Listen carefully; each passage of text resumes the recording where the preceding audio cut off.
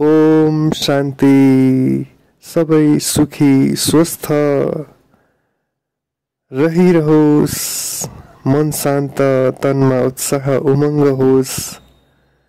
आफू जोक्कर भएर पनि अरूलाई हाँसो पुर्याइरहनेको महानता, आफू त्याग तपस्यामा लागेर महात्मा भएर शान्तिको प्रकम्पन विश्वमा फैलाइरहनेको महानतालाई बुझेर घात हिंसाको कार्यबाट हामी अलग रहनुपर्छ। सबैलाई सुख र शान्ति नै चाहिएको छ।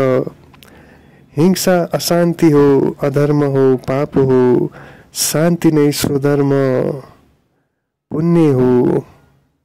शान्तिको मार्ग अपनाऊ, सबैलाई सुख शान्ति बाँडौँ।